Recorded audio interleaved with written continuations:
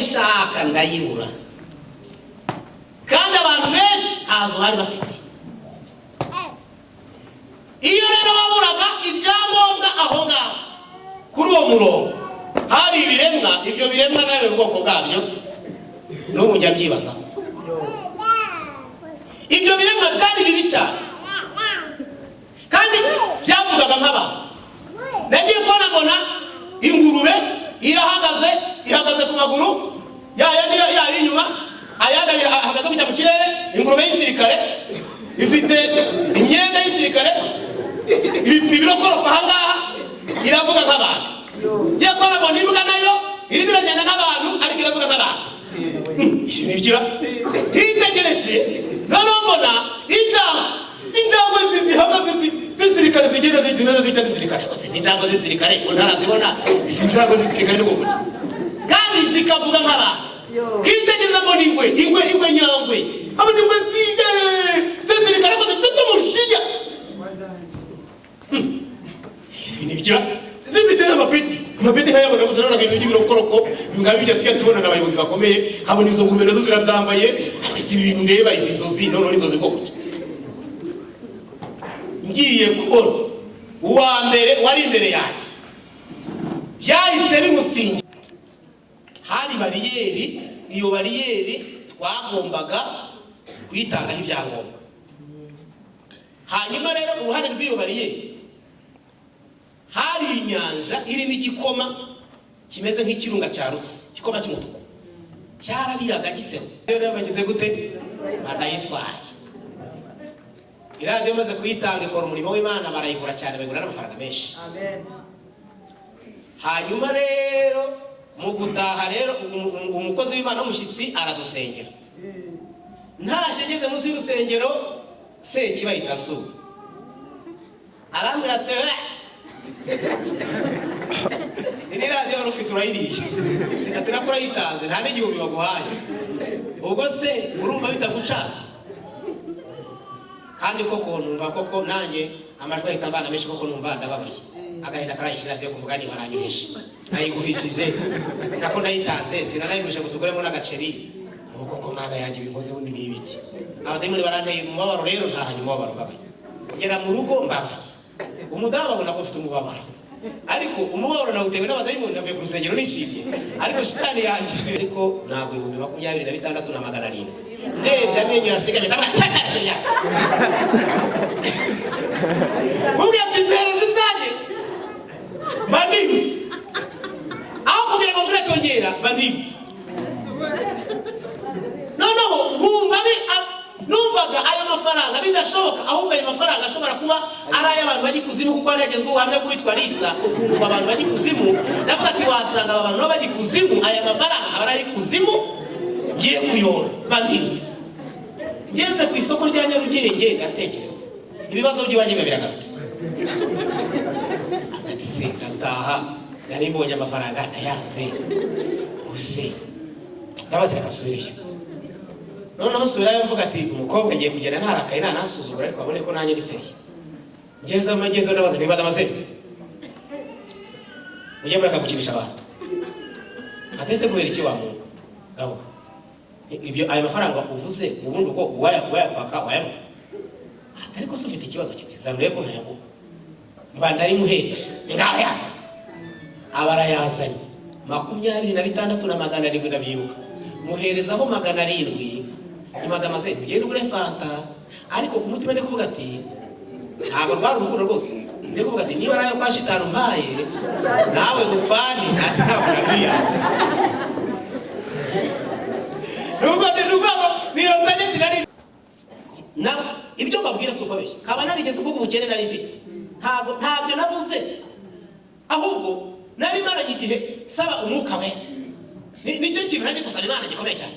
None nagiye gutomboka kavuga nti ndashaka umwuka wera bishi mwuka wera bishi nuko navuga irabazira gihora ndabaza gatuza. Imana rero ntabwo ishobora kugusubiza igisakuza, irakure kukabanza ugatuza amagambo agashirifuka. Maze gutuza giye kumva numva ryajwi rirongeye ngo ibyo usabye. Irembo Ryera TV, Irembo Ryera TV. Ntasenga Imana ntacyo yari cyo, ariko Imana haleluya, Imana ikamuterura ikamukura mu guhasa. Aha ni inshuti n'abavandimwe batari kuzagukura, ariko kubera amasengesho Imana ikahagukura. Haleluya. Dufite ibihamya byinshi by'abantu bagiye basenga Imana, babana n'Imana neza, Imana irabazamura, Imana ibagirira neza. Haleluya. Imana ibaha umugisha. Ariko dufite n'ibihamya by'abantu bagiye babana n'Imana nabi, Imana irabana ibashyira hasi kandi barahose hejuru. Byose rero Imana irabishoboye, ariko amasengesho afite imbaraga bene kandi muri iyi Mana ni inyembaraga. Ushobora gusenga Imana wayisaba n'iki idafite ikakikuremera ikakiguhereza ako kanya, kuko yo ifite imbaraga n'ububasha. Kandi Imana ari hano, Imana ibaha umugisha n'izina rya Yesu. Nitwa Hategekimana Jean Marie Vianney, ni umugabo w'abana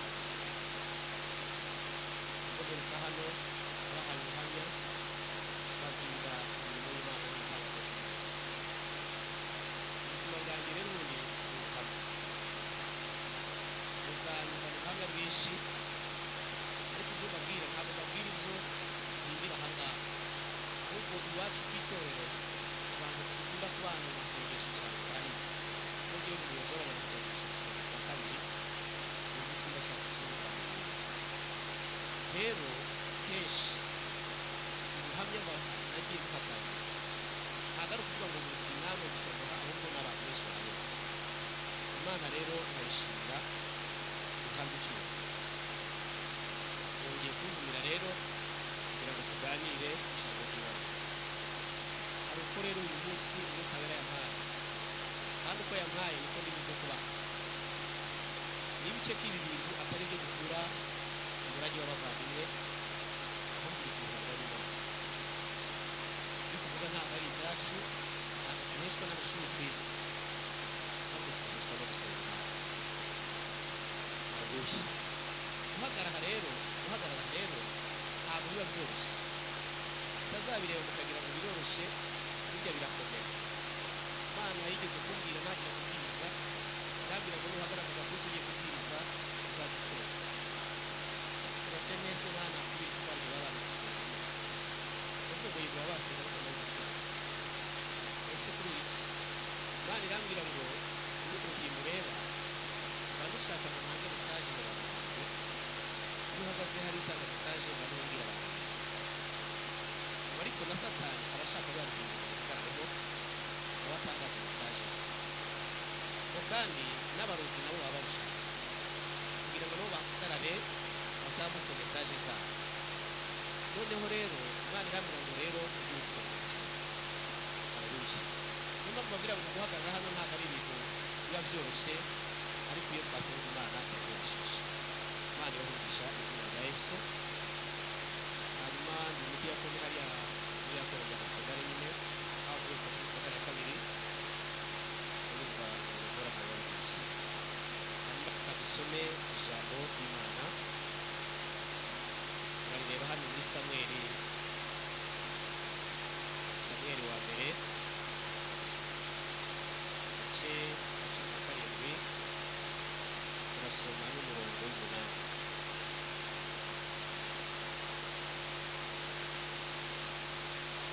Samweli wa mbere igice cya 17 n'umurongo w'8 aravuga ngo araza arahagarara akomera ingabo za Isiraheli ati uza kuremera urugamba hano uza kuremera urugamba aho bitewe n'iki mbese simbi Umufilisitiya namwe ni muri abagaragu ba Sawuli. Aho muhitemo umugabo amanuke ansange, nabasha kumurwanya akanyica, tuzaba abagaragu banyu, ariko nimunesha kumwica, nimwe muzaba abagaragu bacu mudukorere. Umufilisitiya arongera aravuga ati, nsuzuguye ingabo za Isiraheli uyu munsi, nimumpe umugabo turwane twembi. Sawuli n'Abisiraheli bose bumvise ayo magambo y'Umufilisitiya bariheba, baratinya cyane, baratekereza. Turareba Ezekiyeli none 17, 19. Ezekiyeli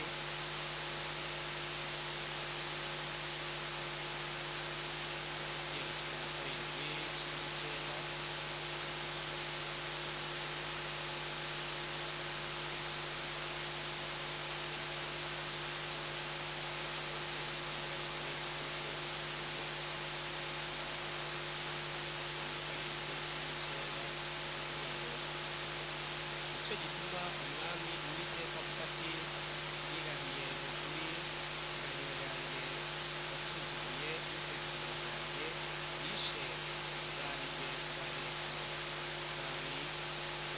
ku mutwe we, nzabigereka ku mutwe we. Asubiremo, nicyo gituma umwami Uwiteka avuga ati, ndirahiye ukuri, indahiro yanjye yasuzuguye n'isezerano ryanjye yishe, nzabigereka ku mutwe we.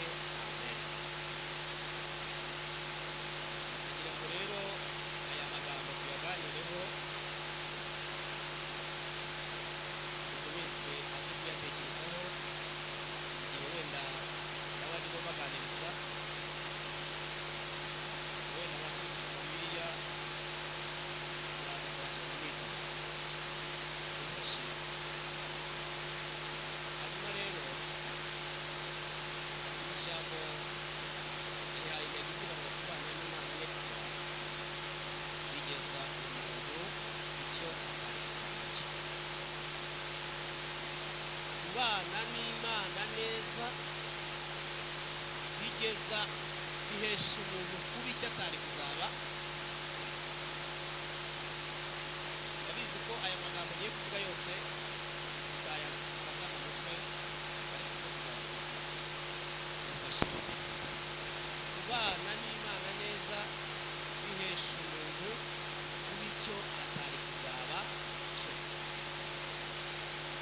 Nimusoma inkuru za Obedadomu, usanga Obedadomu uburyo Imana yamugiriye neza ntabwo byatewe n'amashuri Obedadomu yagize. Obedadomu iyo ukuruye amakuru ye, usanga Obedadomu ari umuntu wiberaga mu nzu y'Uwiteka asenga Imana. Kuko Bibiliya iravuga mu gitabo cy'Abami ngo yari umwingizi, yabaga mu nzu y'Imana, ariwo murimo akora n'abana be. Rero mu nzu y'Uwiteka, nubwo yari umukumirizi aba mu nzu y'Imana, Bibiliya ntivuga ko Obedadomu yari afite amashuri yari yarize. Wenda birashoboka ko yari yarize, ariko mu bigaragara ntaho Bibiliya ivuga ko Obedadomu yari yarize wenda amashuri y'ikirenga. Ariko nubwo atari yarize amashuri y'ikirenga, we yashoye umushinga wo kubana n'Imana neza.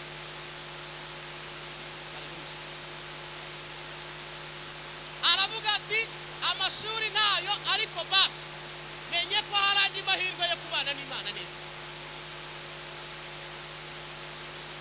Bibutse ko hari ikintu bita amahirwe y'amavukana. Ukavuka iwanyu, wenda ni urugero bahaye, ariko si urugero biriho. Amahirwe y'amavukana, ushobora kuvuka iwanyu ugasanga hari ubuzima bwiza, ukajya ujya ku ishuri,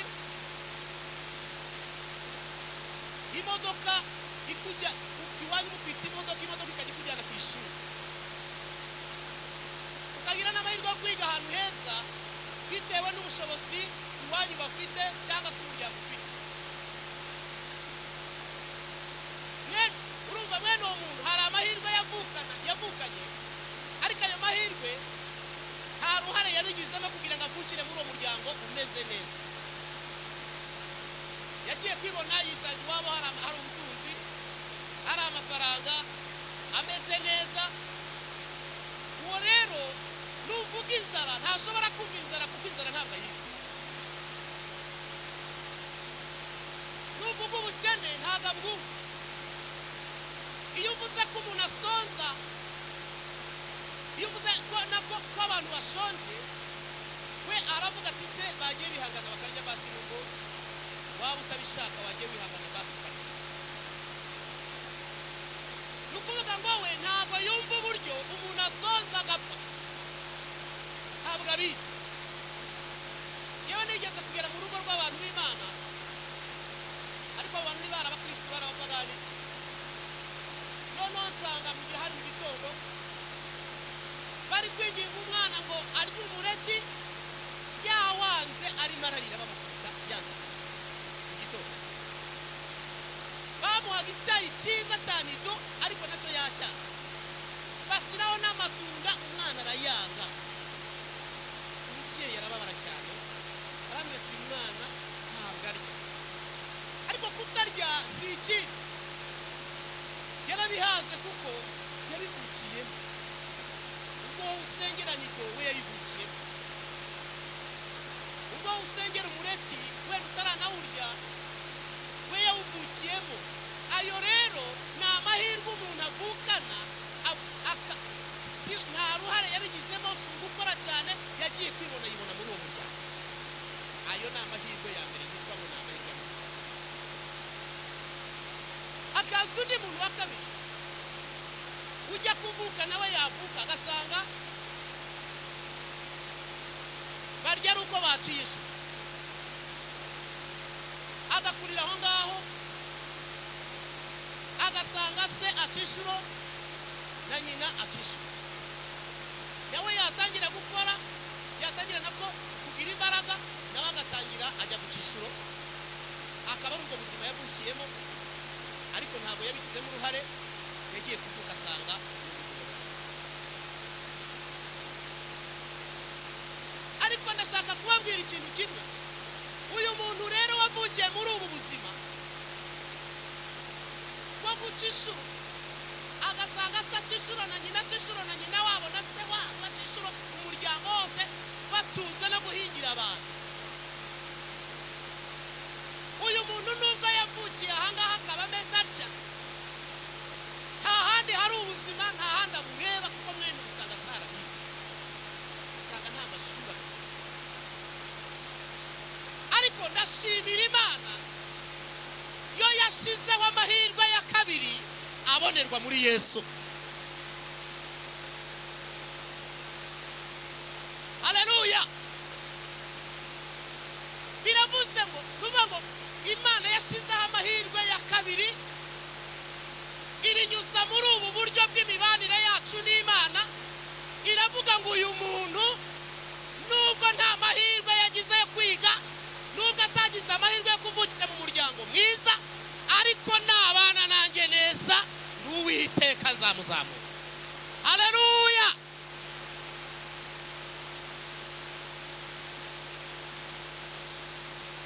Aya mahirwe rero tuyaheshwa no kubana n'Imana neza. Iyo uhushije kubana n'Imana neza, aya mahirwe ntabwo ashobora kuzakugeraho. Obedadomu uyu rero we yihata gushaka Uwiteka, kuko yari afite amakuru neza afata. Aba mu rusengero abantu ntibaho, ariko Imana yamureba ikamuvuga. Abantu Imana yavuzeho ni muhumure. Haleluya. birashoboka ko umuryango wakwibagirwa bakakwibagirwa rwose, birashoboka ko n'abo mwasenganye bakwibagirwa, ariko Imana dukorera, Imana dusenga ntabwo ijya yibagirwa.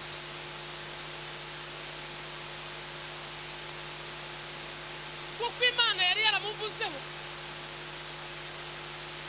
igihe kiragenda kiratambuka, imuvuga hari umusore arabyaragira umugore agira imiryango, ariko aragenda bira. Imana rero iteza ikibazo, Imana iteza ikibazo kugira ngo uwo yavuze yitaho. Isanduku barayinyaga, ariko Dawidi nako Obedi-Edomu ntabwo azwi n'abantu, azwi n'aba bandi bo mu cyiciro cye. Abo nibo bamuzi, nibo babana, abanyamasengesho mbega bibanira hahandi kumukeka, nibo bamuzi. Ariko Dawidi ntamuzi, n'ibwami ntabwo bamuzi, ariko ishobora byose irimo iramuvuga, kamubwira ngo igihe kimwe mwana wanjye zakugirira neza. Yabireba ntabibonera ishusho, kuko hari ibintu Imana ivuga ariko wareba ukabona nta shusho. Uri kubyumva?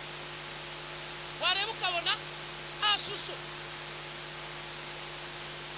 Obedi-Edomu kumva ukuntu isanduku y'Imana izaza iwe ntabwo yabyumvaga, nta nubwo Imana yarabimubwiye, uretse kumubwira ngo zakugirira neza gusa.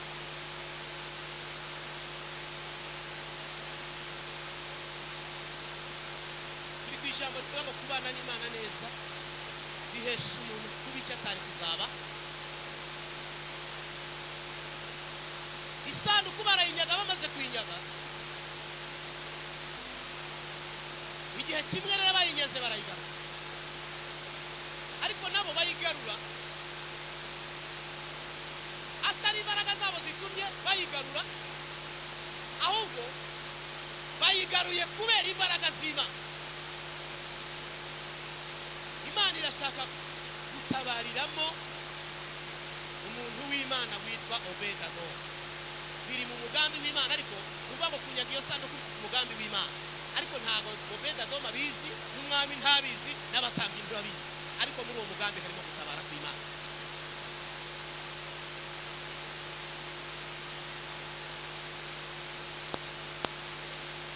Ndagira ngo mbwire, hari ibintu bijya biba ku muntu ukibaza ukavuga, ariko ibi bintu iki byaje bite? Ibigeragezo bimeze n'icyago, ntanyweye inzoga, ntasambanye, ko ntibye, ibigeragezo byaje bite? Ariko muri ibyo bigeragezo ubona hari igihe haba hahishemo umugambi w'Imana, ariko we ntubisobanukirwe. Imana ijya yemera ko usoza, abo kuri uwo musozi bakabimenya muturanye, ndetse n'inshuti n'abavandimwe bakabimenya, ariko Imana iba ishaka ko bigaragara kugira ngo izabone uko igutabara. Imana ijya mu bintu ufitemo inyungu, irabanza ikareka no bikamenyekana. Niyo mpamvu yeretse wa murwayi amara imyaka 38 ku kidendezi, ariko si uko Imana yari inaniye kumujugunyamo, ariko yashakaga iyo ndwara yibanze imenyekana, Imana izayihesheje n'icyo. None se bitanyuza muri bwa buzima bw'ubukene n'ababwiye, bwa buzima muzi bwa bundi bwose, ariko uzavuga iki? Ariko umunsi nanjye mfite mvuga kuri Yesu, kuko nanjye naramubonye. Haleluya. Abafilisitiya kubera ko banyeze isanduku iri mu mugambi w'Imana, barwara ibishute, barwara ibibyimba, bahura n'ibibazo bikomeye cyane, baterwa n'imbeba, bigira inama baravuga bati rero iyi Mana tuyirukane muri iki gihugu kuko turabona igiye kuzaduteza ibibazo. Ariko ngo abapfumu baraterana baravuga bati Imana uyiherekeje amazahabu, ushake amazahabu, ukore izahabu ziri mu mashusho ya ziriya mbeba, ukore amazahabu ari mu mashusho y'ibibyimba, wishakire amaturo, mupakiremo, wizirike ku nka nziza, hanyuma nimurangiza muyohereze isubire mu gihugu cy'iwabo. Dawidi abyumvishe ahamagara umugabo witwaga Uza ngo yari umuririmbyi, yibagirwa abatambyi kandi aribo bari bashinzwe gukora kuri iriya sanduku y'Imana. Aragiye rero nawe ngo bakiyibona bayireba nk'ari imbere ya sanduku, inka yari ihetse iratike. Noneho Uza ngo yiruka ajya kuramira ya sanduku ngo itagwa hasi, Imana ihita imyica ako kanya, kuko bari bagiye kwitambika umugambi wa Obed-Edomu. Ndashaka kubabwira abakozi b'Imana baranga, igihe cy'Imana nikigera ku buzima bwawe cyo kugutabara, ikizakwitambika cyose Imana izagikura mu nzira. Nimugire ubwoba bw'ibyo Imana yavuze. Imana yavuze yaravuze, kandi iyo yavuze iba yavuze ntibeshye. Ariko icyo usabwa ni ukubana n'Imana neza.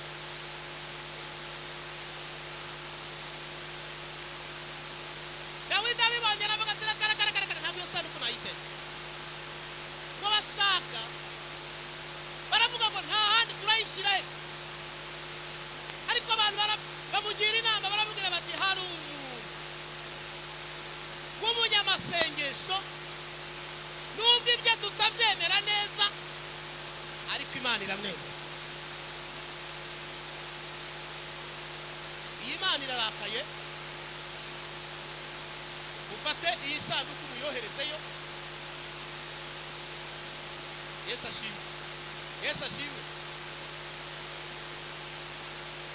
Urumva ntabwo nabo ntibazi icyo bari gukora, ariko harimo umugambi w'Imana. Dawidi atanga itegeko, kandi itegeko ritanzwe n'umwami ntabwo rivugutse. Ahita avuga ngo muyohereze kwa Obed-Edomu. Isanduku igeze kwa Obed-Edomu, Imana izana umugisha. Haleluya. Imana izana umugisha. Ya maturo za zahabu mu mezi 3 Obed-Edomu yarabaye umutunzi ukomeye. Imana yaramuhaye umugisha.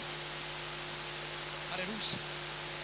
Imana yaramuhaye umugisha ukomeye. Noneho ngo abantu nabo baravugaga bati ntako ngo bajyaga bajya kwa Obed-Edomu bakavuga ati twigiraho amavuta. Abantu bakajya gutanga ibitambo kwa Obed-Edomu bakamushyira amaturo kuko ni bisanduku yari. Abantu ngo baragenda babwira umwami bati Obed-Edomu arakukiranye, ahubwo mwisi bike nabo aranakuyobora huko.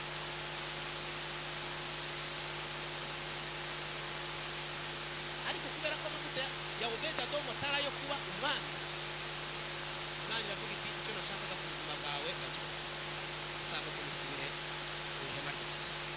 Haleluya.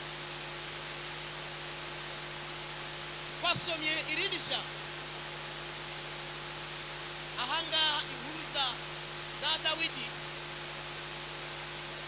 na Sawuli na Goliyati. Yesu ashimwe. Nagira ngo mbabwire, iyi Imana irakaze, Imana irakomeye. Imana ifata umuntu utagira amashuri, ugira n'imiryango yaramwibagiwe, yibereye mu ntama. Urumva Dawidi yibera mu ntama. Mu bigaragara umuhanuzi ajya kwa Yesayi, bigaragara ko se atana hariya yaranamwibagiwe, ntabwo yamufataga nk'uzagira umuntu, kuko abavandimwe bari barize n'igihugu kibazi. Ariko Dawidi we aba mu ishyamba yibanira n'intama. nta bundi buzima Dawidi yateganyaga, ntabwo yabaraga, nta nubwo yarazi. Ariko muri izo ntama, nubwo ari muri izo ntama, ari kumwe n'Imana ishobora byose. Ni ukuvuga ngo yageze mu ntama akomeza kugira imibanire myiza n'Imana, akomeza kubana n'Imana neza.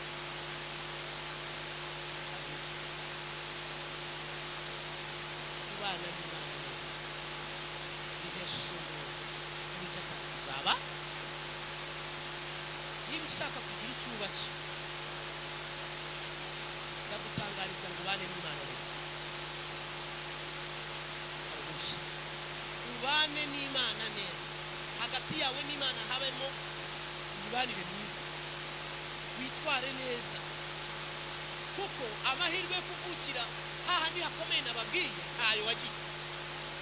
None utegereje amahirwe ya kabiri, kandi aya mahirwe ya kabiri azanwa no kubana n'Imana neza. Ntabwo ushobora kuyageraho udafitanye n'Imana imibanire myiza. Haleluya. Kuko iyo ubanye n'Imana neza, Imana ujya kumva ukundira gusura. Uri kubyumva? Ariko ngo ntigusuye kubera iyindi mpamvu, igusuye kubera ko mufitanye imibanire. Yarangiza ikavuga ngo mwana wawe, kubera ko wangiriyeho umugisha, hakumenya izina, n'icyo usabye no kugikora zagikora. Ubwo urumva habanje kubaho imibanire myiza yawe n'Imana. Haleluya. Babyeyi, ni uko intambwe zikuri mugire imibanire myiza n'Imana, Imana izabagirira neza. Hagati yawe na Yesu he kubamo agatotsi. Nugira intege nkeya wihane, kuko Yesu ni umunyembabazi. Haleluya. Kandi ntukibaze ngo izaca hehe. Nugira Imana ugiye gusenga, ntukagushyiramo imibare yawe, ureke gushyiramo imibare yawe, kuko Imana ifite ukuntu yakoresha ya mvugo y'abantu bo muri iyi minsi. Imana ifite ukuntu yagushimutira umugisha, ikawambura umuruka wo guheza mu bintu utatekerezaga, mu nzira utarebaga, aho utabonaga ubutabazi, wajya kubona ukabona Imana ikagutabara. Haleluya. Kandi birashoboka abakristo. Imana ifite uburyo bwinshi, Imana ifite uburyo bwinshi. Nigeze nababwiye ibibazo nagiye ncamo mu myaka maze mu itorero, maze imyaka 10 n'igice, akijijwe muri 2003. Ariko mu myaka maze nkijijwe nabonye ibitangaza by'Imana byinshi, kandi uburyo n'uyu munsi nubwo naba sinzira ukambwira ngo, cyangwa se ukambwira ngo Imana ikora ibitangaza, ahita mvuga ngo baba Imana iba idakora ibitangaza twayivuye inyuma ntitwayikuje ngo yaba ari Bayali. Kuko Bayali niyo tuzi itagikora ibitangaza. Bayali barayihamagaye ku musozi Karumeli, abantu bagera naho bikebagura, ariko ntiyakora igitangaza. Ariko umuntu w'Imana Eliya agisana igicanira gisenga, aravuga ngo uyu munsi bimenyekane ko mu Isiraheli hari Imana ishobora byose. Umuriro uramanuka utwika igitambo, abahanuzi ba Bayali bakorwa n'isoni, abantu bamenya ko Imana iri mu ijuru ikora ibitangaza. Ibaye rero idakora ibitangaza, twayiva inyuma tukayireka, kuko yaba ari Bayali. Ariko Imana ishimwe, haleluya, Imana ikora ibitangaza. Ariko mbere y'uko igikora, habanza icyo bita imibanire yawe nayo. Ntabwo ipfa kubikorera abantu bose, utazabyitiranya. Urabanza ukagirana nayo, hagati yawe nayo hakabanza hakaba imibanire myiza, ubuhamya bwawe bukaba bwiza hagati yawe nayo, yarangiza ikakuvugaho. Haleluya. Nicyo kibanza irabanza ikakuvugaho. Niyo mpamvu Dawidi burya yamuvuzeho kuko yabanje kugirana nayo imibanire myiza. Noneho rimwe maze kwakira Yesu, rero nakire Yesu meze nabi, nimbabwira ngo nari meze nabi,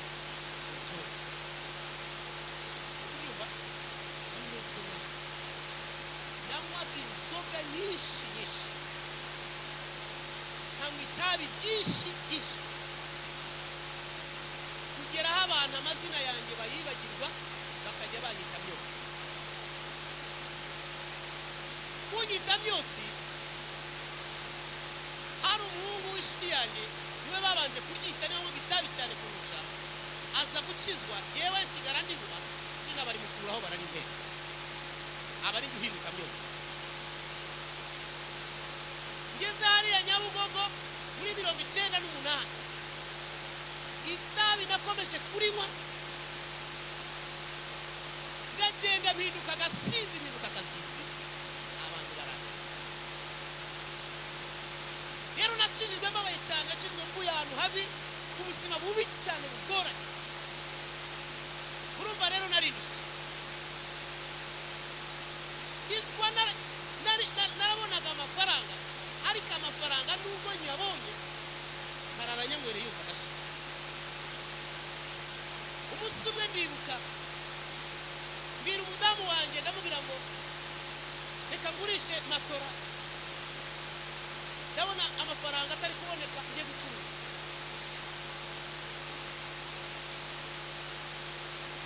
Igishoro narakinywere cyarashize. Umudamu arambwira ati se uragurisha matora? Nayo wari ufite warayahombeje, ubu uragurisha matora ugenda ucuruza bize? Akakuraza. Mugira inama aremera, ariko nawe yemera akabyemererwa muri Nyamagabe. Bari dufite umwana umwe ari mutoya atwite, wabaga mu nzu y'ibihumbi 4, nayo yarananiye kwishyura, kandi mbona nkabona amafaranga y'ibihumbi 500. Iyo nakuriraga make y'abagari bose, ubundi ni 100, 50, 80, 50.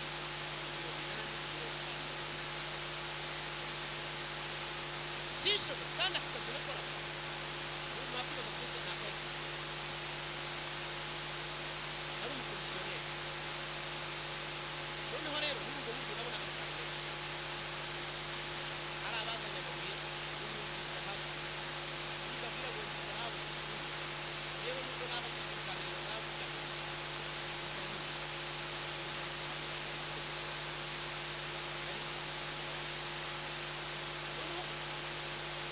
icyo gihe rero nagize amahirwe yo kumenya ayo mabuye y'agaciro. Abaza bayagurisha mu mujyi bashaka ibintu bimeze neza, kandi bamwe bakajya baza babigurisha bakajya bazi. Noneho hajya mbona amafaranga rero menshi, njya mu kabari kanywa, inzu yabibikana. Rimwe rero numva umudamu rero umugira inama, ngo ugurishe matora, ushaka kugurisha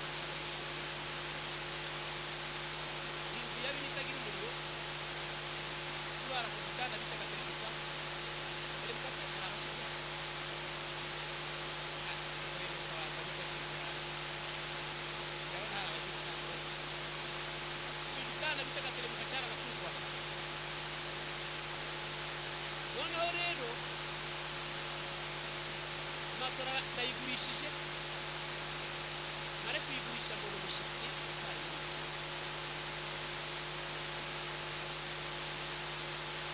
rero nzobwira biha, ariko abantu kubera icyo bayikora abamo ikinya. Icyo kinya nicyo gituma abantu bakunda inzoga, icyo kinya rero iyo ukigezemo ugabira n'abantu inka nta n'izuba. Urumva ko umuntu yanywereye 100, utazagira ngo yaba yanywereye, ahubwo ikinya iyo kimaze kugufata umuhisi n'umugenzi wese umugenzi wajya kumukura mu 100 byashize, ariko n'ubwo byashize ntayo yanywereye, nawe se wanywereye.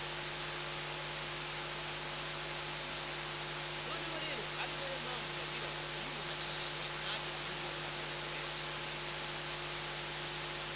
Iyo urubuka kugakizwa ntuhabwe umwuka wera, ukizwa nawe. Iyo urubuka kugakizwa ntuhabwe umwuka wera, ukizwa nawe. Kuko iyo uhawe umwuka wera aguha ibyishimo, akaguha umunezero uruta uwo za nzoga zawe. Narakijijwe rero, urumva rero ubwo buzima bwari bumeze. Matora rero ndayigurishe ngo umushyitsi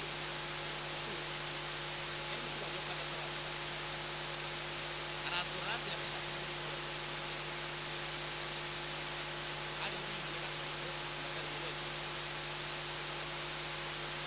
Noneho bimusi yaguraga magana abiri na mirongo itanu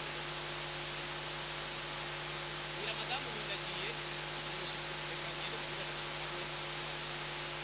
Noneho nanjye nakavanga aheza amafaranga bayasize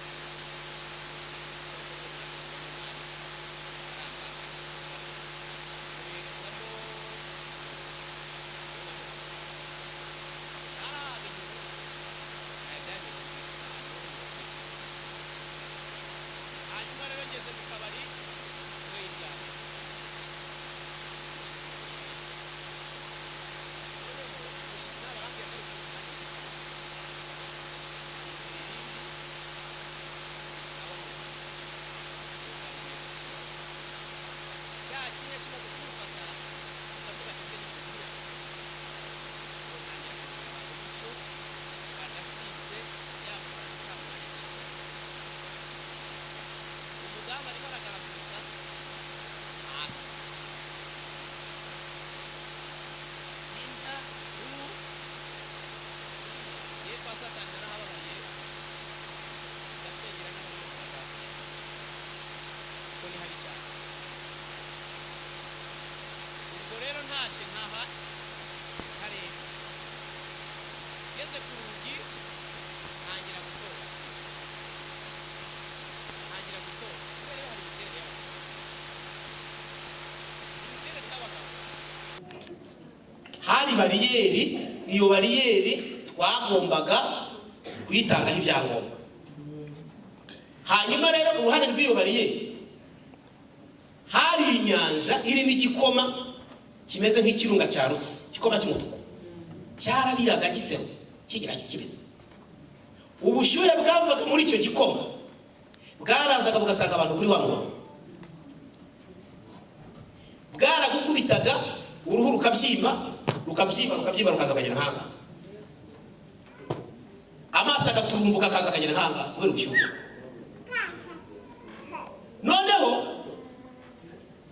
igihe ndimo kubyitegereza bireba ishaka ndayibura, kandi abantu benshi ntazo bari bafite. Iyo rero baburaga ibyangombwa aho ngaho kuri uwo murongo hari ibiremwa, ibyo biremwa nawe ubwoko bwabyo n'ubu njya byibaza. Ibyo biremwa byari bibi cyane kandi byavugaga nk'abantu. Nagiye kubona mbona ingurube ihagaze ku maguru yari inyuma, ayandi ahagaze kujya mu kirere. Ingurube y'isirikare ifite imyenda y'isirikare, ibirokoroka ahangaha iravuga nk'abantu. Ngiye kubona mbona imbwa nayo irimo iragenda nk'abantu ariko iravuga nk'abantu. Nigira nitegereje noneho mbona injangwe zihagaze z'isirikare zigenda zimeze z'icya z'isirikare. Injangwe z'isirikare ntarazibona, injangwe z'isirikare ni gukuki kandi zikavuga nk'abantu. Kitegereza mbona ingwe nyangwe, abo ingwe z'isirikare ko zifite umujinya nigira zifite n'amapeti nkayabona gusa none ibintu by'ibirokoroko bingaba bijya tujya tubona n'abayobozi bakomeye. Habona izo ngurube nazo zirabyambaye, si ibintu ndeba izi nzozi none n'inzozi bwo kuki. Ngiye kubona uwa mbere wari imbere yanjye byahise bimusingira abuze yafata ya za ngurube zaramusingira. Ye ngurube y'injenerali ibiramufasha. Yewe baravuga ngo utarani bataragerageje muri hafi yaramufashe. Ngiye kubona mbona ishoboye mu nda burkira tera imiti ikuramo amara iyariye neza arataka. Noneho ubwo kandi ari ubushyuhe bumeze nabi, ari ingurube nayo iramurya amariye amaraho neza. Ngiye kubona mbona bafashe igikarakasi gisigaye bashugunya muri cya gikoma. Yaratatse yagize umubaba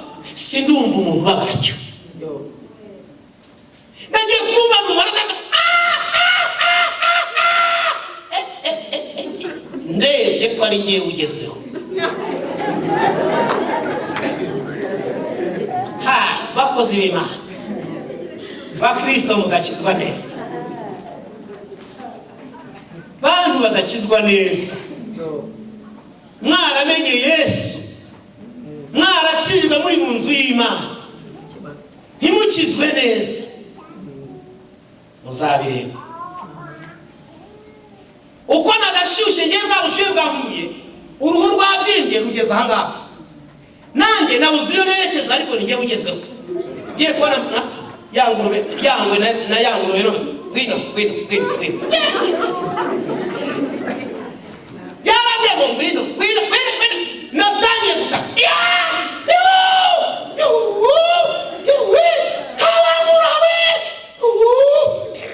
ngiye kubona mbona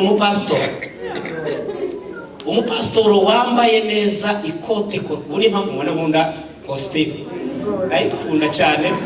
Yambwira Yesu avuga ni mwana urya mupasitoro yaranyigishije mpora numva nakwambara ikote na karuvati. Yesu ashimwe. Kandi numva pe nzabigeraho. Burye banumva nakwambara costume kuwa mbere, kuwa kabiri, kuwa gatatu, kuzagiza kuwa mbere, ariko nabyo nzabigeraho mu izina rya Yesu. Yesu ashimwe. Uwo pasitoro yagendaga kuri iyo line y'abo bantu bagiye kurimbuka, ariko we ibyo biremwa ntabwo byamurebaga, byamunye yabinyura ku ruhande nibina nkabona ni nk'uko wabutunzi bwabo rubukanye uruhande.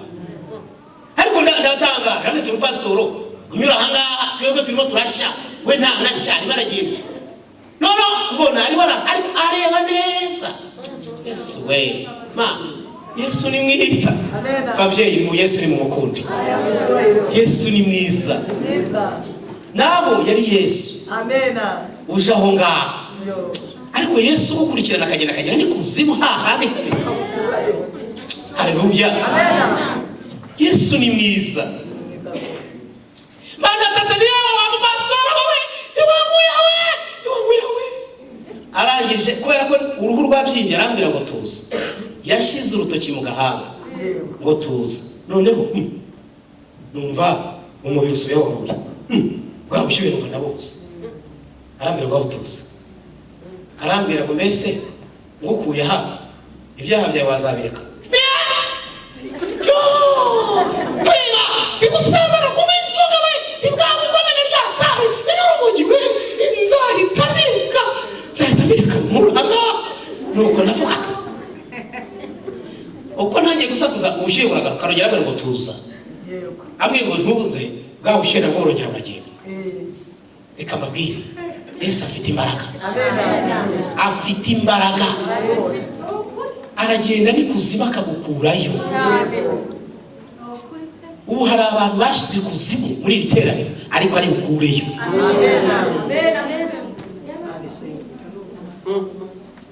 Hari abari bukureyo. Haleluya. Yesu afite imbaraga zikura umuntu kuzimu mu maboko y'abadayimoni, bamufashe bamuhambiriye bavuga ngo ntazava aha. Yesu yahagera akavuga ngo umumpereze nonaha.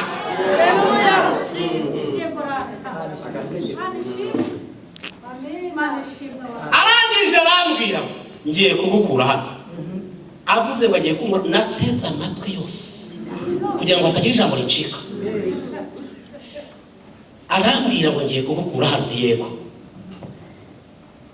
ibyaha byawe nuramuka utabyihannye igihano cyawe kizahora kigutegereje, ndetse n'abanyabyaha bagenzi bawe uzababwire ngo nabo nibatihana dore igihano cyaho ni iki. Arongera arasunika mu gahanga manakangutse. Nuko navuye mu nzozi. Noneho naraba batiri bibwira umugore ati yo tiyusha ahubwo urumva aravuga ati simbibubwira ko nibibubwira aratavuga ati sita ahubwo nyisha ahubwo komukana. Ese urumva ari ikindi gisubizo yari kumbwira kubera ibibazo urumva nawe ibibazo nenda namuteje byose yarananutse yarakokotse yarabaye kandi naramushatse abyibushye naramuteje byose. Kuri uwo wa gatandatu rero niriwe mpiga ahantu hari urusengero ngo umuntu ntiyakizwa biterwa n'uwo mwahuye.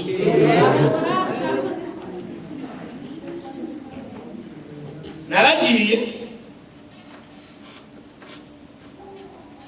mbona urusengero, nanyuze mu nsengero nyinshi ariko mbona ahantu hari ihema,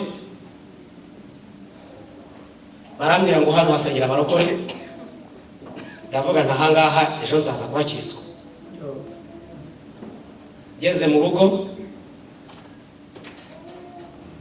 ubwo ndavuga ni mama, ejo nzajya gusenga ariko nta myenda afite kandi nabyemeye. Nicyo ngusabye umpe imyenda. Naramanutse gato ngeze Nyabugogo, ura n'umuntu ambwira ati hari ahantu hari imari ngo ujyane umukiriya yabuze isoko, umurangira isoko ariko ntagurisha nawe, ariko umurangira isoko. Ngezeyo imari abagize gutya, murangiye umukiriya ahitamo amafaranga, ndagenda mpita ngura inkweto, mpita ngura n'ipantaro n'ishati. Haleluya. Njya gusenga rero bukeye mu gitondo. Ninjoro nabwiye Imana ati umbabare sinongere kurota zanzose, ejo nzajya kwihana. Wongera mu kantu byari byoroshye. Naragiye rero mu rusengero hageze saa 12:15. Mfite ubwoba bwinshi cyane bwo kuvuga ni Imana yanjye koko none ibi byaha urabimbabarira biri bugende bitego. Hageze rero nahasanze umuzamu, ese hano barasenga ati barasenga, atari kushe kare mugisubiye mu rugo. Noya reka mbe hano barindiriye saa moya mbona baraza, ariko wari buze ati yawe tuza baraza, ariko waje kare kusubiye mu rugo. Oya ntabwo subira mu rugo, ndaguma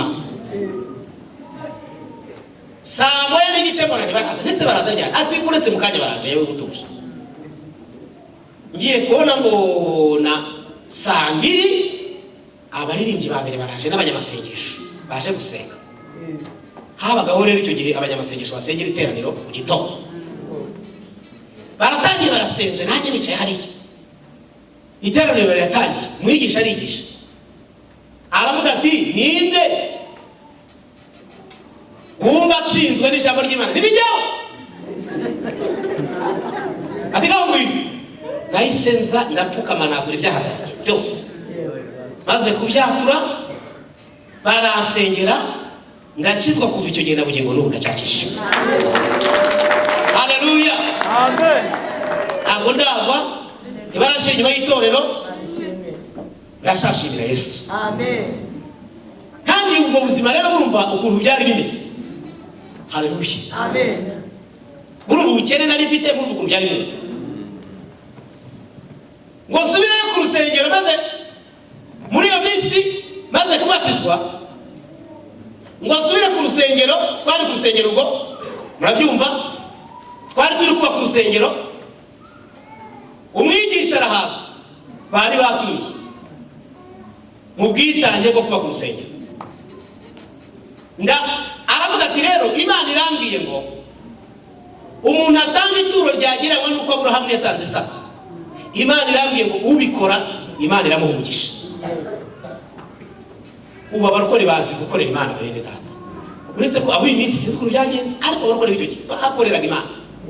Nari ndi kumwe n'umugabo w'umurokore, w'umukozi w'Imana w'umunyamwuga.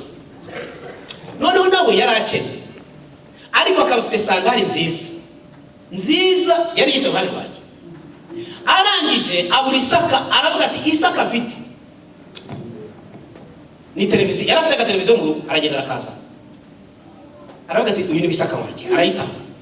Noneho arongera aravuga ati kuko numva bidahagije, Isaka wanjye ko numva adahagije. Ubwo umugabo turicaranye agera gutya, akuramo inkweto za sandari yari afite nziza, arazitanga kuko umurimo w'Imana. Umugabo ntabona aruzura umwuka, ariko simvuga aruzura umwuka, akaza televiziyo. Ubwo urumva ngewe ntabwo birafata, nta mwuka wera, ntaki na cya kinya cyo kwa shitani nacyo cyashizemo. Noneho na wa munezero kwa Yesu sindawubona, sindabatizwa mwuka wera, ariko ndacyategereje. Urumva nayo umuntu yari aho ngaho rero agira imibare idashira, abafite imibare. Iyo uvuze gukorera Imana we hita bishyira mu mibare. Atashira bari maze ibintu nibyo ntabwo kutwesikoroka, ariko iyo umunezero waje ararekura. Amen. Haleluya. Umugabo rero baranezerewe, haranezerwa yambaye ibirenge, ariko nanjye nuko umutima urambiye. Uyu mugabo igihe kandi umugabo nukuri babwira ngo yarakenye ntabwo yarakize rwose. Yari umushoferi ariko adakize.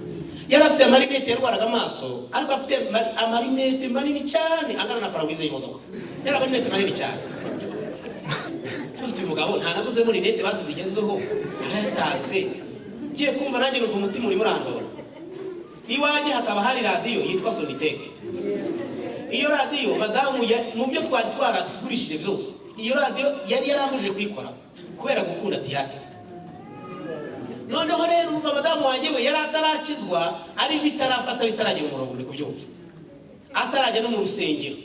Noneho ngewe ubwo ngubwo nanjye mufashe mikoro, ni haleluya batamene. Ifite nanjye radio nayitanga kuko umurimo w'Imana niyo radio niyo Isaka afite rwose, nta kindi ifite mu batigaho je biza bandagiye no mu rugo. Naragezeyo madama atese kuje igiterane kitarangira, nta ntuzi bitagaza Imana gukora ku rusengero. Ati bitagaza se bimeze bite?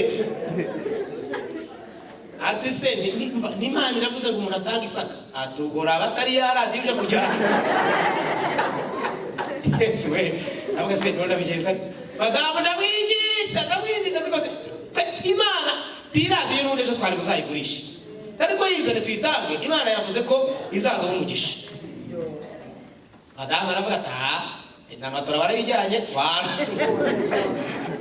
Ubwo yaradiyo yabagize gute anayitwaye.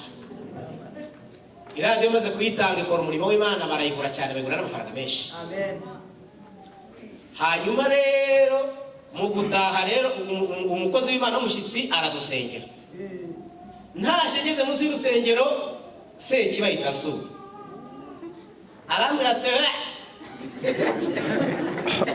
ni radio rufite urayiriye ati nakora yitanze nta n'igihumbi baguhaye, ubwo se urumva bitagucatse? Kandi koko numva koko nanjye amajwi ahita abana menshi koko numva ndababaye. Agahinda karayishira ryo kumugani baranyuhisha, nayigurishije nako nayitanze sinanayigurishije ngo tuguremo n'agaceri. Uko ko Mana yanjye bikoze undi n'ibiki. Abademoni baranteye umubabaro rero ntahanye umubabaro mbabaye. Ngera mu rugo mbabaye. Umudamu abona ko ufite umubabaro, ariko umubabaro nawutewe n'abademoni navuye ku rusengero nishimye, ariko shitani yangiriye antera umubabaro. Nuko ngere mu rugo none yagira icyo abaza aranyihore, ndasenga ariko biranga kubera umubabaro. Umubabaro rero uragenda uvana umubabaro. Buriya amajwi ya Satani ni mabi. Bakozi b'Imana, Imana ibarinda amajwi. Amajwi ya Satani ni mabi. Ngo sinzire ni mu gicuku, nibwo bwa mbere mu mateka nari numvise ijwi ry'Imana uretse uwo muhanuzi wari wahanuye. Ntabwo nari nzi ko Imana ivuga hano, nabyumvanaga abantu. Ngiye kumva mu nzozi ariko numva umuntu arimo arampamagara ahagaze mu kirere, akampamagara ngo Jean Marie Vianney ni Karame. Noneho ahita ampamagara mu gasirino ko mu cyaro, nta n'umuntu w'ikigali wari ukazi. Imana imenye ikamenya n'akagasirino. Imana irabazi bene data, kandi nijya kumuhamagara ntabwo izakwitiranya. Haleluya, ntabwo izakwitiranya, irakuzi. Noneho ndavuga ati amajwi yashishitanga uhamagara, ndaguma ndigendera hari mu nzozi, ndaguma ndigendera. Birongera hamagara ngo Jean Marie Vianney, ariko ndavuga numva umuntu ntamweze wakwitabye ni Karame. Ariko se nambaza ngo ushaka iki? None yaba ari shitani ra? Ariko se shitani se ambaza ngo ndashaka iki? Ubwo niho ndabyibaza mu nzozi bandavuze. Na ibyo mbabwira si uko beshya, kaba narigeze kuvuga ubukene nari mfite, ntabyo navuze, ahubwo nari maranye igihe saba umwuka we. Nicyo kintu nari gusaba Imana gikomeye cyane. None nagiye gutomboka kavuga nti ndashaka umwuka wera mwinshi. Mwuka wera mwinshi, nuko navuga irabazira gihora ndabaza gatuza. Imana rero ntabwo ishobora kugusubiza ugisakuza, irakureka ukabanza ugatuza, amagambo agashira ivuga. Maze gutuza ngiye kumva numva ryajwi rirongeye ngo ibyo usabye ndabiguhaye, ngo ariko ngo nguhaye n'ibyo utasabye kuko nzi ko ubikeneye. Haleluya. Urumva Imana?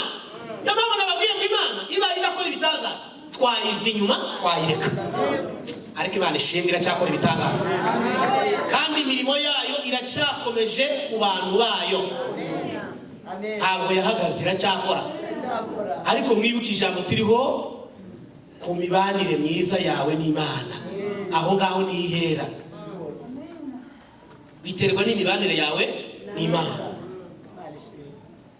Hanyuma rero hashize iminsi 3 va ku rusengero iwanjye mu rugo, ndatambukanyira ku rusengero. Mushomeri rero ahora agenda ajya naho adafite gahunda. Nagendaga kandi ngo twaburaye, mudamu yabaye nabi, ni kuvuga ati wampa n'uwampa 50, agenda akagura indazi agashinga udata. Igikoma tumwe kitagira isukari nabwo ifu n'uwayimuhaye. Hanyuma ngeze ubwo muri kumva y'Amana, ngeze ahantu bita kuri Restoration Church harakibisagara abantu hasi, uhura n'umusaza wahamburaga ibikapu. Nari muzi aransuza ati niba sha ati niko myotsi we ariko ntabwo uzikora cy'imvura cyane ati nabizi ko abaye murokore ati niko sha yego ati ntiwamenye abantu batagira amenyo ariko muzehe ubuse nirirwa ndeba mu kanwa k'abantu ngo reba batagira amenyo. Urabona ko nta izurugo mbajije icyo kubera iki, ariko nari nanarakaye nembo ndakaye. Arabibona ko ndakaye ati yewe ati impamvu mubajije ati mfite amenyo navanye mu ibaro. Ati se ati amenyo ntiwashakira wayagura kicaho kayaguruka mu make yakara ntabwo gura amenyo, ntabwo nirirwa ndeba mu kanwa nizo amenyo ntabwo ngayamaze ujye mu baganga ujye gushaka abaganga. Ubwo amugisha bamuteye umugere managiye ese zaratureba ati nasize mu rugo ariko twasubira mu rugo nkakwereka nakara biyoreje banigendeye. Noneho ati se nta n'abakene nese ntacyo nibona kaye nzaza kureba niboniwe ntabitekerezaga mbona ndahanyuze naho ndimo ndarwana n'umugambi w'Imana kugira ngo icyo yavuze ku buzima bwanjye gisohore. Ariko ngewe simbireba sinanabibona. Ubu ndashaka kubabwira aho utari mu kubona inzira, aho Imana ihagufitiye inzira. Upfa kubanye nayo neza. Bega kode ni ukubana nayo neza, niyo password. Haleluya. Amen. Reka rero mpibone sanga ari barahamburira ku muryango. Ese muze yari yarabwiye mu buramenye ese zana turebe yamenyo ya haragiye arazanye, ariko ubwo sindanagira n'ishurirwa ngo numve ko wenda hava igitangaza. Agereka yamenyo agere ku rwasaya rwose, ayo hasi n'ayo hejuru ariho ibishigo, ayimbere yose ariko arakinyereka cyose uko yarafunze ku kibazo nk'ibumba ariko gikomeye. Noneho hayanyeretse navuga ati niko se muze ubu urabona aya menyo niyo koko wabona wakuze iryinyo, wabona wakutse amenyo yose.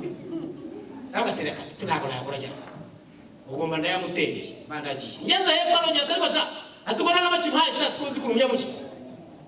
Ariko muzereka muri nimbaho rimwe nimbona urigura nka nimbona undi kubita kugihangana gafata nandi nzaza nyagumurira umusaza hongoraho rimwe ry'ibwene ari impereza, ariko narigira gutya mva rerebereye, ariko kubera ko nziza hawo nkabona siyo iryinyo mba narigendanye mu mufuko ndishyize mu mufuko. Mpura n'umuntu w'inshuti yanjye namana ariko iri ryinyo ntiwarigura hatereka reka tizegeye ngura amenyo. Nawe nari nzi ko ari umunyamujyi nyine yaba arizi ati ariko shaka nuba riremereye ntiremereye rwose nimbwira yumva, ariko numvaga mpaye nasengiza rwose nta kibazo. Ndi kuzamuka mu cyahafi ndabyibuka ngeze harya hejuru masa nakoze mu mufuka ntabwo navuga ni byari gishushanyije kwitise nayo nambaye navuga ari guhagiza umuntu unyinisha agakora mu mufuka agasanga afite iryinyo ntiyagira ngo ndaroba. Noneho ndikuramo ngiye kurijugunya, ariko numva ijwi rivugira mu mutima wanjye ngo wipfa kujugunya jya gushaka b'abasenegale wari uzi wabaze wumve. Noneho ndarijyana njya kureba abasenegale. Mageze mpasanga umusenegale umusaza wavugaga igifaransa cyane. Igifaransa rero buriho kugira ngo uvugishe mu gifaransa wavugisha mu cyongereza. Yabirancatse. Ariko nkajya mvuga ati sase kwa. Akoko ntabwo nakayoberwa. Noneho umusenegale aragiye abonye ko tutari kumvikana neza hamagara umukobwa w'umukozi uvuga ikinyarwanda. Araza aramunyereka. Amwereza ryari yinjira mu nzu. Aragenda arareba aragaruka. Arambaza ese ubundi guhanga. Ese nonongewe numva birancatse. Se ikintu ufite abari imari ntazi imari nyabaki. Ese urama no ngiye ku mwaka bitatu. Ese ngiye ku mwaka bitatu. Ariko numva ngiye ku ntarayavuga. Itamaze ariko ubundi arabibona amangahe. Kwa kundi umuntu higarura ariko yaragiye kuvuga. Yego. Ati rero tinarebye ati mbonye ari gatoya ati ariko ntabwo 2026 na 700. Ndebye amenyo yasigaye tabakatanya. Mugi apindera zizanye. Bandits. Aho kugira ngo mvuratongera bandits. No numvaga ayo mafaranga bidashoboka ahubwo ayo mafaranga ashobora kuba ari ay'abantu bagiye kuzimu kuko yaragezwe ubuhamya bwitwa Lisa ukuntu abantu bagiye kuzimu navuga ati wasanga abantu no bagiye kuzimu aya mafaranga abari kuzimu ngiye kuyora banditse ngeze ku isoko rya Nyarugenge ndatekereza ibibazo by'iwanjye biragarutse ati se ndataha nari mbonye amafaranga ndayanze use ndabatera kasubiriye. Noneho subirayo mvuga ati umukobwa ngiye kugenda ntarakaye nanasuzugura ariko abone ko nanjye ndi seri. Ngeze amagezo n'abaza niba damaze. Ujye muraka gukinisha abantu. Atese kubera iki wa muntu. Gabo. Ibyo ayo mafaranga uvuze ubundi uko wayapaka wayamo. Atari ko sufite ikibazo kitizamure ko ntayago. Mbandari muhereje. Ngaho yasa. Abara yazanye 26 na 700 ndabyibuka. Muherezaho 700. Imada maze ugenda ugure fanta ariko ku mutima ndiko kuvuga ati ntabwo rwari urukundo rwose ndiko kuvuga ati niba nayo kwa shitanu mpaye nawe dupfani ntabwo nabiyanze nubwo niyo tageti nari mfite noneho rero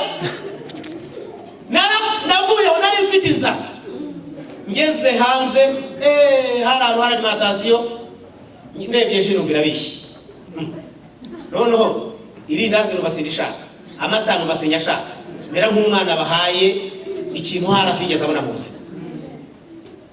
Amafaranga sikashaganyishije njya gutega tagisi ngiye gutega tagisi nabagara ko tagisi nayo iriruka hararuka Pan Africa haracuramye cyane naho nagambwira madamu Timana yambye kizakora igitangaza nyine we ntabyumva urumva yaratarakira akakisi none ndavuga ati ikibazo iyi modoka zaziriruka shobora gupfa madamu atabonye itangaza Imana ryakoreye tagisi ubwo bandayiretse subira inyuma ngeze kuri moto kuva mu mujyi ugera Nyabugogo yari ryitanga kuri moto noneho nyigezeho nongeye kwitega nibuka ko zimanuka mu gacinjira ntabaga ibarizo ndavuga ati harya hano ukuntu hanyerera none moto yaza kumanuka ikangwita munsi y'umuhanda ndapfa madamu atabonye itangaza Imana ikoreye ubwo moto nayo bandayiretse ndavuga ati reka ngende n'amaguru reka mabwire uzi ko hari igihe Imana ishobora kuguha 5 byo mu kibazo ishobora kuruta miliyoni 5 watuze mu gisubizo akagucaganyishisha bitewe n'igihe Imana yaguhereye.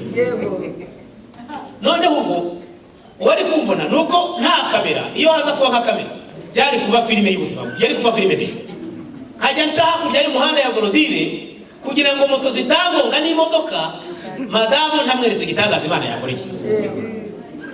Ndakumanukiye nagenda kuri Borodire hakurya y'umuhanda ndabaruka ariko ngera Nyabugogo ubwoba bwashise ubwo mpageze ndavuga ariko ntajya kureba madamu hasanga yamenye barayajyanye ngo nabonye ari Imana reka baze kureba yamenye reka rero nzahaguruke hege moto we nagiye n'amaguru none ngiye kuhagera nibaza Satani ahita agenda avuga ati ko kubeshya n'icyaha uravuga guki numubwira ko amenyo wabonye isoko araza kuguhera kandi numubwira ko nta soko wabonye urabubeshye none urabigenza uti. Ariko numva irindi jwi mu mutima rivuga ngo ugende umubaza yashaka aya kwakuye bari uhita umuhereza. Numva iryo nicyo ryiza. Banagiye bageze rero ko wa musaza ndasanga arimo arangiza ku kakazi umuzehe. Ariko nikawombwira rero tubundi yamenyo ntabwo hangaye ngo nzishakira isoko ni nubwo kuribona nyine biba bigoye. Nibona hino rivuga ariko ifaranga rya mbere naribitse. Abarambye ati rero sha turi inshuti yanjye ati wenyihera icyatanu. Numvishe ntabwo kubitana. Ariko nawe niba bitana arabivumbura ko nabonye isoko. Muhereza icyatanu anyatse. Aranishima cyane itamereza arayamwe yose bagagiye. Reka rero uzayajya. Nahise nurira moto. Abanye nurira moto ariko sha. Niya musaza ni umura. Ariko ngo ni umura. Ibona rero. Abanye cyangwa ngo nuko namwishyuye. Kugirana n'Imana imibanire myiza ndabizi mwihariye. Ariko noneho uyu mwana wisubireho utangire gukora neza mu maso y'Imana. Wongere hagati yawe n'Imana habemo ubusabane, habemo imibanire myiza. Aho ngaho niho Imana igiye guhera ikongera igasukura bya bindi mwe mwaravuganye ikakugirira neza. Imana ibamugisha. Reka mbanze ngiye kubanza sengere aba bantu muhagaze. Nimara kubasengera ubundi turaza gusenga muri rusange.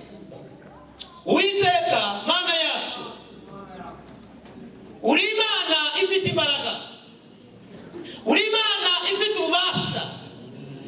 Imbaraga zawe si nk'iz'abantu, imbaraga zawe si nk'iz'abantu.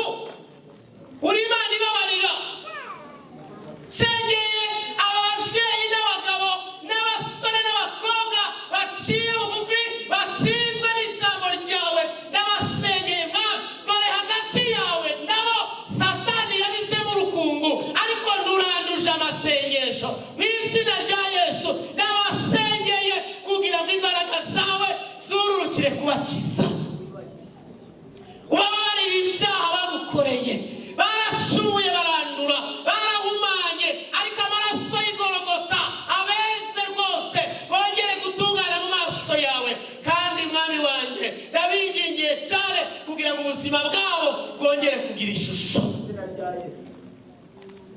wongere kugirana nabo ubusabane, bongere kugukorera, bongere gukora neza, ubahereza imbaraga. Nirukanye imbaraga mbi z'abadayimoni mu izina rya Yesu. Yuka mibi yabateraga gukora nabi nitsirwe mu izina rya Yesu. Abadayimoni babateraga gucumura buri munsi mu maso yawe Mana ndabirukanye, umuriro uve mu ijuru ubatwice, ndabirukanye batsirwe mu izina rya Yesu. Natura ubuzima kuri aba bantu bahagaze, ubahereza imbaraga z'Umwuka Wera kugira ngo babe imbere yawe bakishijwe neza.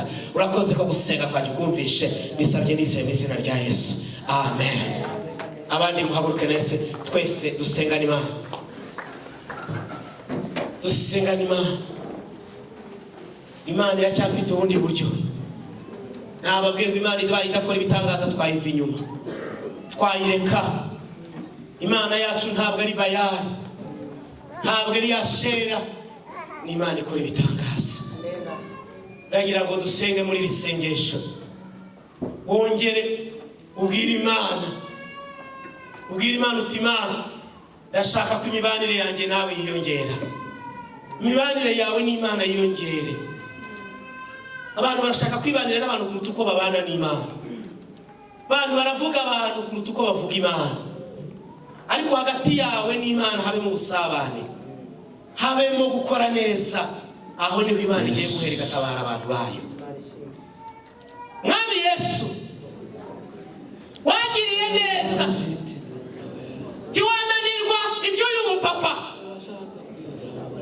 warantabaye, ntiwananirwa ibyo uyu mumama, ntabwo wananirwa ibyo uyu musore, ntiwabinanirwa, ntiwananirwa ibyo uyu mukobwa, ntiwananirwa. Ufite imbaraga Yesu we. Duhamagaye imbaraga z'Imana, hamagaye imbaraga z'Imana muri iri teraniro, hamagaye imbaraga z'Imana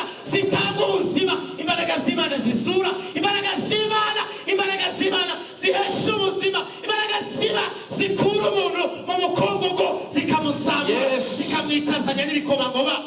Hamagaye imbaraga z'Imana, imbaraga z'Imana zifata ibitangiraga ishusho zikabihereza ishusho. Hari ibintu bitangiraga ishusho muri iri teraniro, hari ibintu bitangiraga ishusho, ariko ndasenga basengera Mwami Yesu kugira ngo imbaraga zawe zibishyireho ishusho. Hari ibitangiraga ishusho, hari ibitangiraga ishusho, hari ibitangiraga ishusho, ariko imbaraga zawe zishyireho ishusho mu izina rya Yesu. Nirukanye umuriganya mu iteraniro, nirukanye umuriganya, nirukanye umuriganya.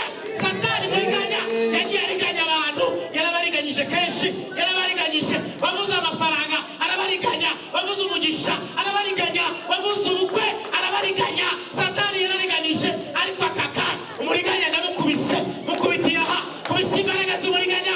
Muriganya ndamwokeshe, muriganya ndamwokeshe, niba ndamwokeshe nokesha imbaraga z'umuriganya mu izina rya Yesu. Ndashiririza, ndashiririza, shiririsha imbaraga z'umuriganya, shiririsha imbaraga z'umuriganya, shiririsha imbaraga z'umuriganya.